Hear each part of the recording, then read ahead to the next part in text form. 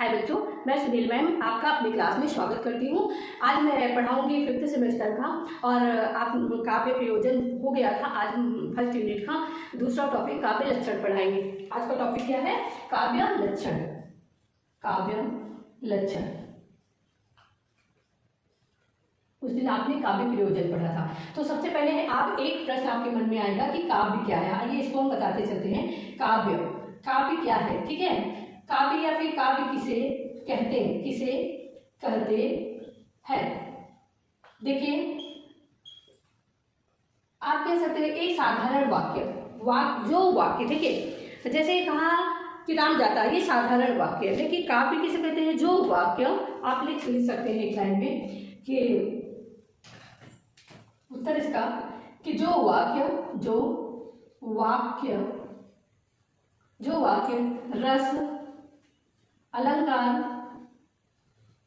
रस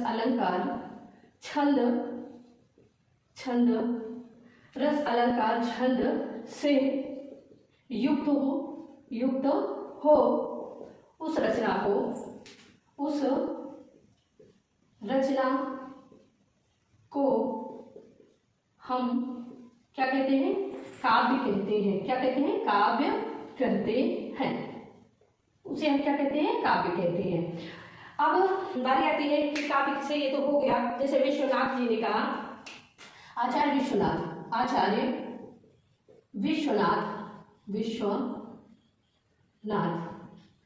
विश्वनाथ जी ने कहा कि वाक्यम रसात्मकम काव्यम।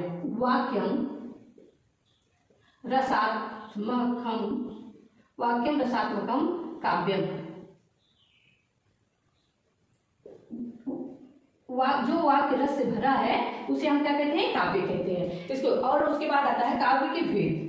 परिभाषा आगे आपको बताएंगे, एक पूरा चैप्टर है काव्य का, पढ़ाएंगे परिभाषा। लेकिन इसमें भी जान लीजिए, क्योंकि हम लक्षण लिखते हैं तो पहले 2-4 कहते हैं ना कि प्रस्तावना के तौर पर ये लिख सकते हैं कि काव्य क्या है, तभी आप आगे बता सकते हैं। अब यहाँ देखिए काव्य के भेद। अब काव्य के भेद देखिए, काव्य की शुरुआत कहाँ से हुई? तो काव्य की शुरुआत जो है, काव्य के भेद पहले हम देख लेते हैं। काव्य के जो भेद हैं मुख्य रूप से वो 2 हैं। मुख्य रूप से कितने हैं? मुख्य रूप से 2।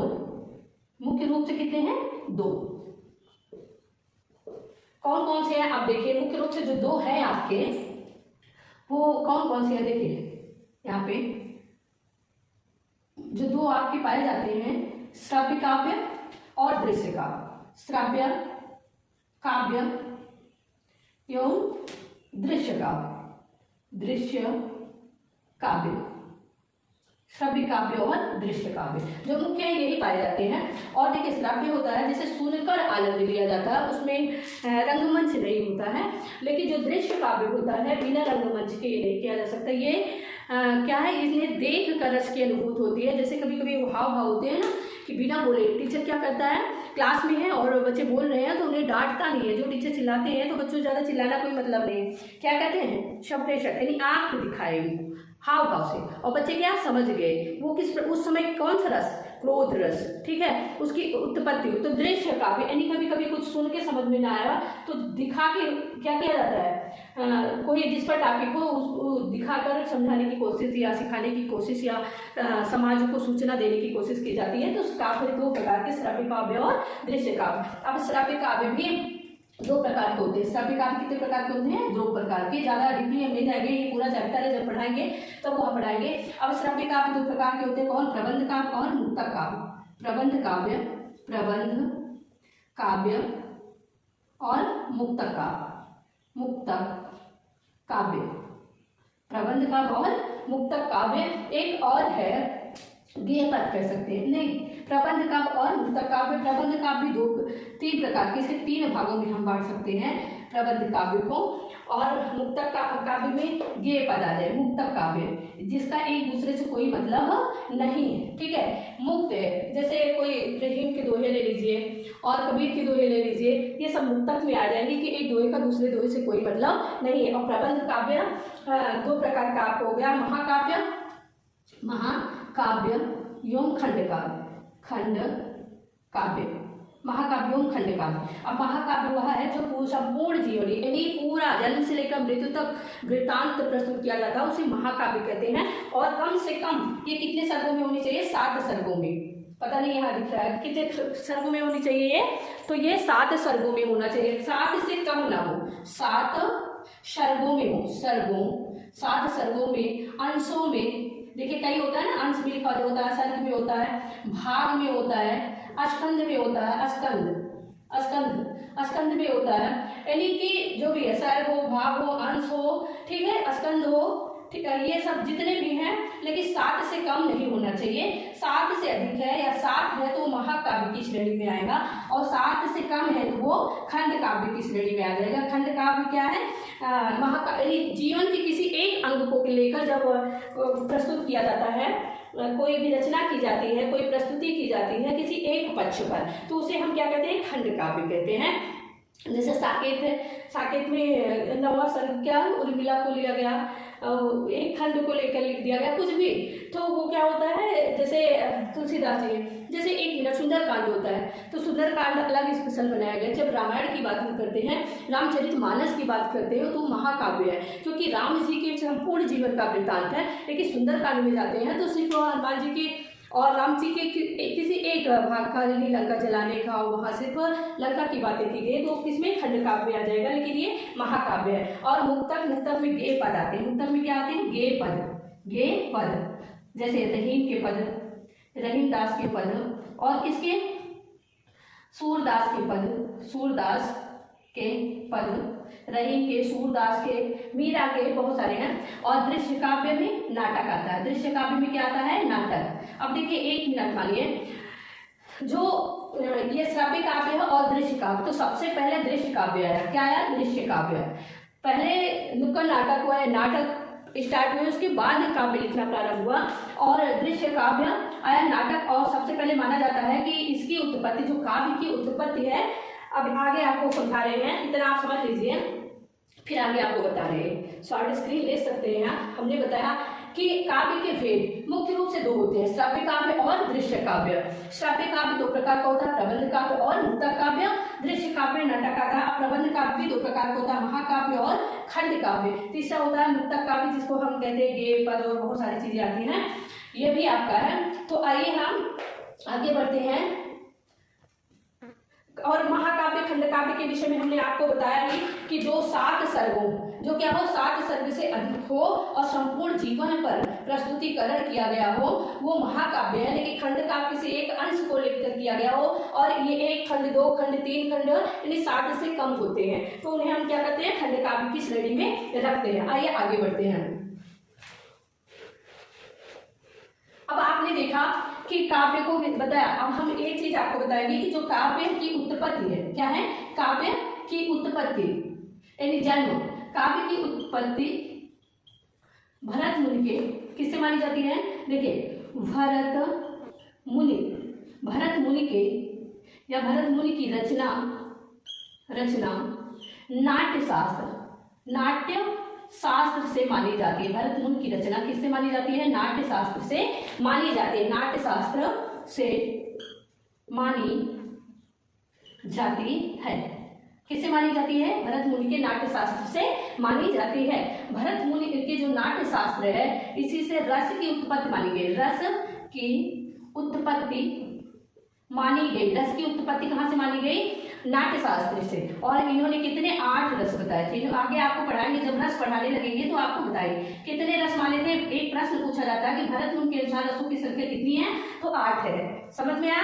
वेरी इंपॉर्टेंट है कि भरत मुनि के अनुसार रसों की संख्या किसी भी परीक्षा में पूछा जा सकता है, तो 8 है। और रस की उत्पत्ति सबसे पहले नाट्य शास्त्र में, काव्य की उत्पत्ति सबसे पहले कहाँ हुई? नाट्य शास्त्र में हुई। नाट्य शास्त्र किसकी रचना है? भरत मुनि की रचना है। नाट्य शास्त्र को हम क्या कहते हैं? पंचम वेद कहते हैं। क्या कहते हैं? पंचम वेद। नाट्य शास्त्र को हम क्या कहते हैं? पंचम वेद कहते हैं। यानी 5वां वेद, 4 वेद तो ये है, 5वां वेद किसे माना जाता है? नाट्य शास्त्र को माना जाता है। इसको हम पंचम वेद कहते हैं। नाट्य शास्त्र किसकी रचना है? भरत मुनि की रचना है। और रस की उत्पत्ति सबसे पहले किसमें हुई? नाट्य शास्त्र में हुई। तो आइए इसके बाद हम आपको जो टॉपिक है पढ़ाने चल रहे हैं, काव्य के लक्षण।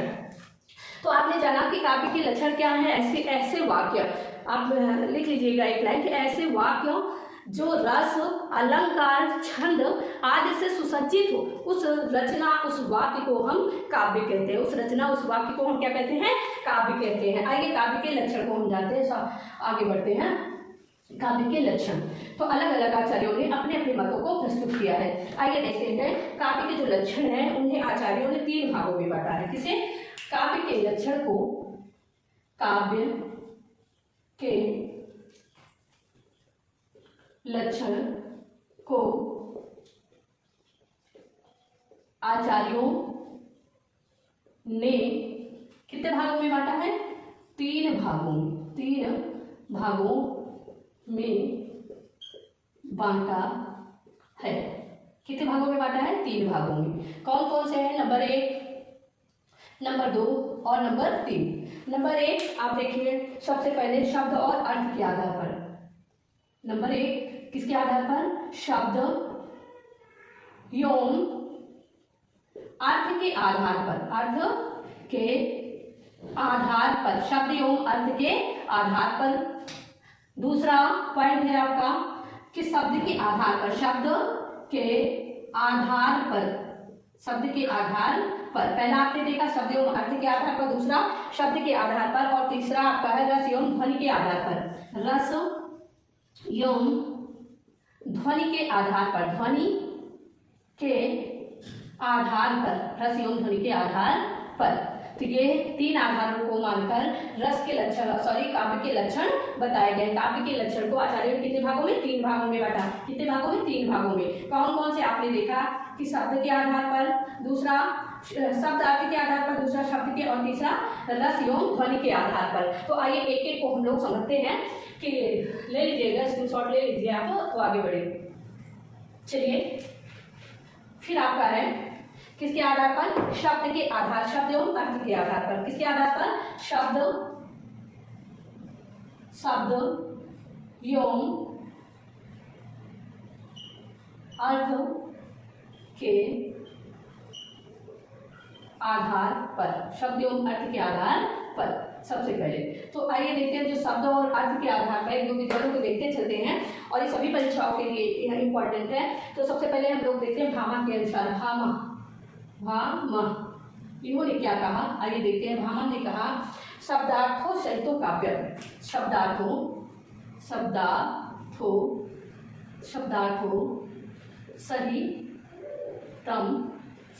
सहितम काव्यम। शब्दार्थों सहितम काव्यम किसका है? आचार्य भामा का है। शब्दार्थों सहितो काव्यम। अब आगे दूसरे का देखते हैं, रुद्रट का। नन शब्दार्थों काव्यम। दूसरा है आपका रुद्रट महोदय ने क्या कहा?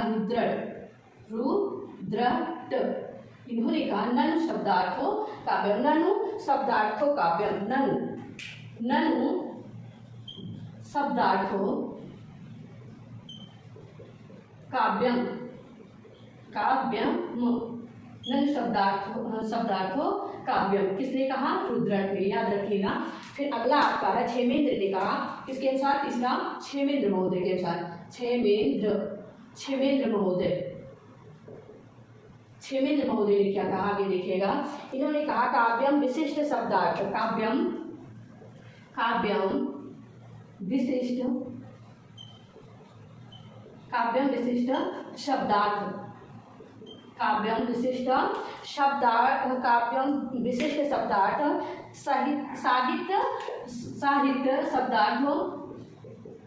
साहित्य सद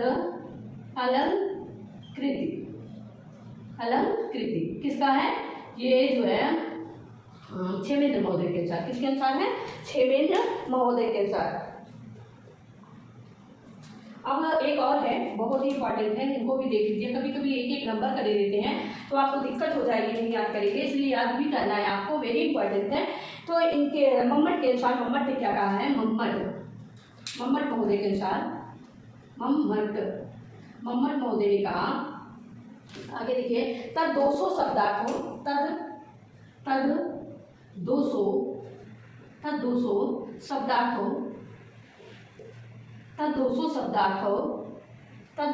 शब्दार्थों सा गुणा अलंकृति क्वापि गुणा अलंकृति पुनः क्वापि क्वापि। अभी ये किसके अनुसार था? ये संस्कृत आचार्यों के अनुसार था।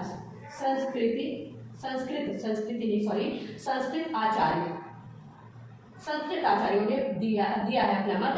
अब देखिए यहाँ किसने क्या कहा?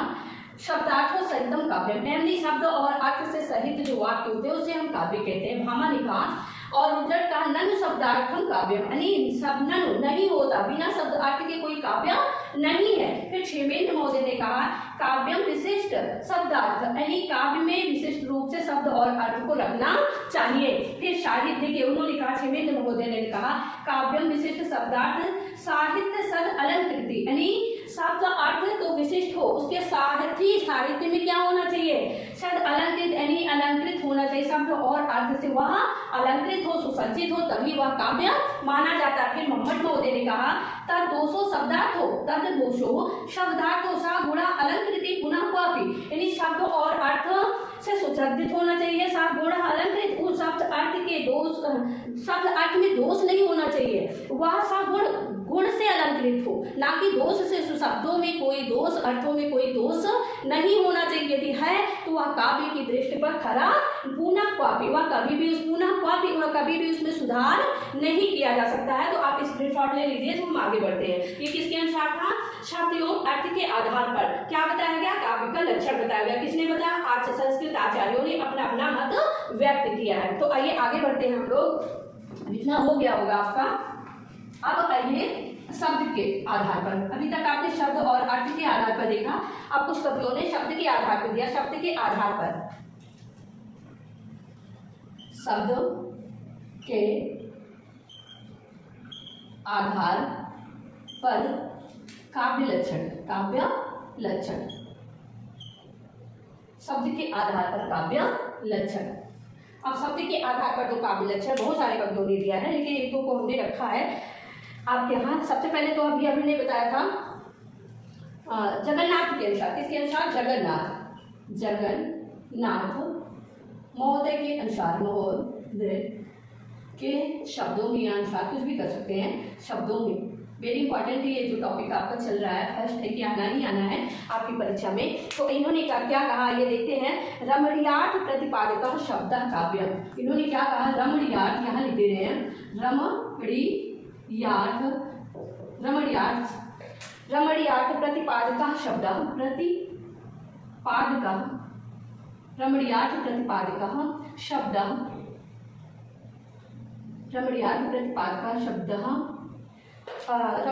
प्रतिपादक शब्द काव्यम, रमणीयार्थ प्रतिपादक शब्द काव्यम। किसने कहा? जगन्नाथ ने। रमणीयार्थ में रमणीय रखते हैं, प्रतिपादक शब्द काव्यम, यानी शब्द यदि अच्छे रखे गए हैं काव्य में, वाक्य में, तो सुंदर लगते हैं, रमणीय लगते हैं और उसे काव्य की संज्ञा दी जा सकती है। किसने कहा? जगन्नाथ महोदय ने कहा। आइए हम देखते हैं अगला आपका किसके अनुसार है? रस और ध्वनि के आधार पर। किसके आधार पर? रस एवं ध्वनि के आधार पर। रस एवं ध्वनि के आधार पर, रस एवं ध्वनि के आधार पर। आइए इसको देखते हैं हम लोग। रस और ध्वनि के आधार पर किसकी कवियों ने दिया है? तो सबसे पहले दिया है विश्वनाथ के अनुसार। हम लोग देखिए, अभी बताया था आपको विश्वनाथ के अनुसार, विश्वनाथ महोदय के अनुसार। महोदय आप लगा दीजिएगा, इनके सम्मान में कभी भी होता है तो खाली शब्द नहीं लिखते हैं, आगे कुछ लगा देते हैं। तो विश्वनाथ महोदय के शब्दों में अब इन्होंने क्या कहा? देखिए विश्वनाथ महोदय के अनुसार वाक्यम रसात्मकम काव्यम। इन्होंने कहा वाक्यम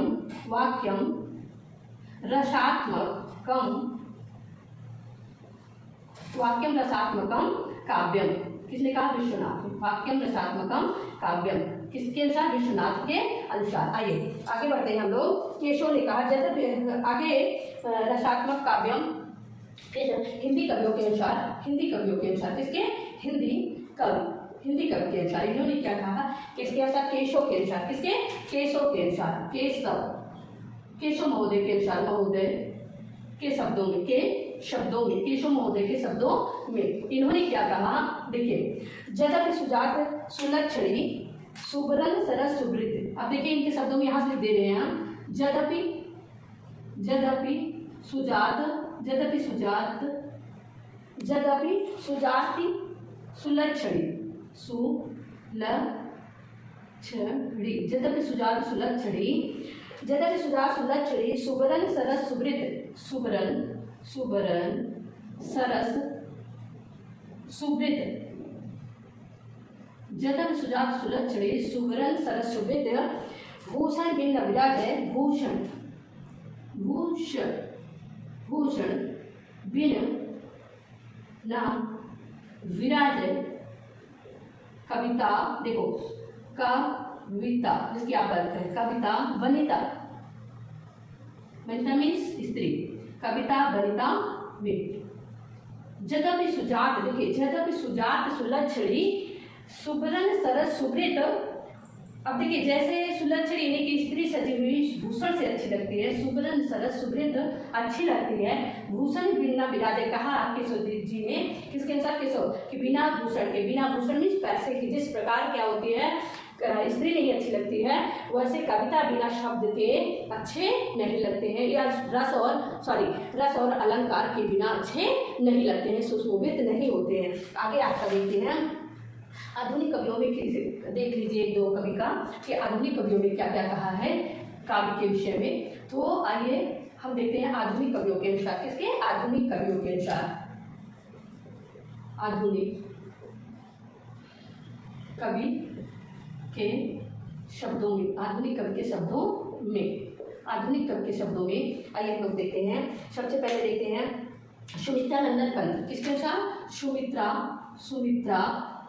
नंदन पंत, सुमित्रा नंदन पंत के शब्दों में, पंत के शब्दों में, सुमित्रा नंदन पंत के शब्दों में, सुमित्रा नंदन पंत ने क्या कहा है कि कविता हमारे परिपूर्ण क्षणों की बाड़ी है। इन्होंने क्या कहा कि कविता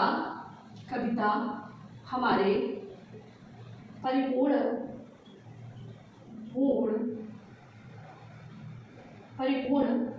क्षणों की वाड़ी है, क्षणों की वाड़ी है। कविता क्या है, हमारे परिपूर्ण क्षणों की वाड़ी है। किसने का, परिपूर्ण क्षण, यानी प्रत्येक जो क्षण होते हैं वो कविता क्या है, वो उन क्षणों की वाड़ी है, यानी हम काव्य पर भी आश्रित हैं, जीवित हैं। किसने कहा, सुमित्रा नंदन पंत ने कहा। आचार्य महावीर प्रसाद द्विवेदी ने कहा कि महावीर प्रसाद द्विवेदी के शब्दों में अंतःकरण की, महावीर प्रसाद द्विवेदी किसके अनुसार, महावीर प्रसाद द्विवेदी के शब्दों में, महावीर प्रसाद द्विवेदी के शब्दों में, महावीर प्रसाद द्विवेदी के शब्दों में इन्होंने क्या कहा, आइए हम लोग देखते हैं। इन्होंने क्या कहा, इन्होंने सीधे सीधे कहा कि अंतःकरण की प्रवृत्तियों के चित्र का नाम कविता है। अंतःकरण की प्रवृत्तियों का नाम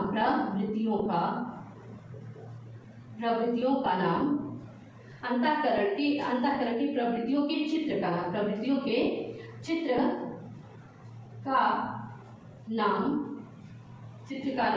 का नाम कविता है। क्या है, कविता है। किसने कहा, वेरी इंपॉर्टेंट है, आप नाम लिखिए, जरूर याद करिएगा। इसने क्या कहा, महावीर प्रसाद द्विवेदी ने कहा। अब आइए आचार्य रामचंद्र शुक्ल का हम लोग देखते हैं। आचार्य रामचंद्र शुक्ल, इन्होंने कविता के विषय में क्या कहा, आचार्य रामचंद्र शुक्ल के शब्दों में, आचार्य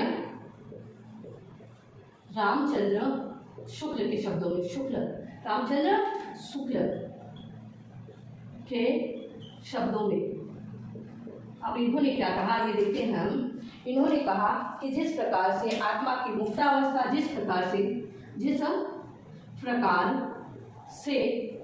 आत्मा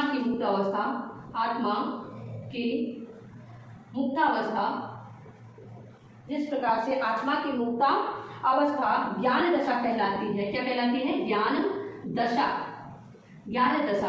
कहलाती है। जिस प्रकार आत्मा की मुक्तावस्था ज्ञान दशा कहलाती है, उसी प्रकार से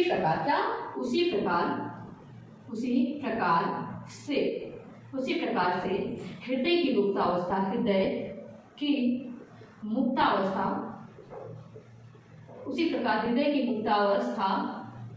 क्या कहलाती है, जानते हो, ज्ञान वो रस क्या कहलाती है, हृदय की मुक्त अवस्था रस दशा कहलाती है, रस दशा कहलाती है,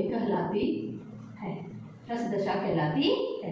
हृदय की मुक्तावस्था क्या कहलाती है, जिस प्रकार से आत्मा की मुक्तावस्था ज्ञान दशा कहलाती है, क्या कहलाती है, ज्ञान दशा कहलाती है, उसी प्रकार से हृदय की मुक्तावस्था, देखिए यहाँ आत्मा की बात, आत्मा की मुक्तावस्था ज्ञान दशा, और हृदय की मुक्तावस्था क्या कहलाती है, रस दशा कहलाती है। किसके अनुसार, आचार्य रामचंद्र शुक्ल ने कहा, किसके अनुसार बच्चों, आचार्य रामचंद्र शुक्ल के अनुसार।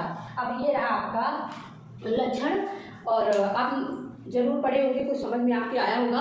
पहले पार्ट में आपने पहले वीडियो में देखा था काव्य प्रयोजन, और ये है काव्य लक्षण। अगले वीडियो में हम आपको मिलेंगे लेकर काव्य प्रयोजन हो गया, काव्य लक्षण, काव्य हेतु, काव्य के तत्व और काव्य हेतु लेकर हम मिलेंगे। धन्यवाद बच्चों।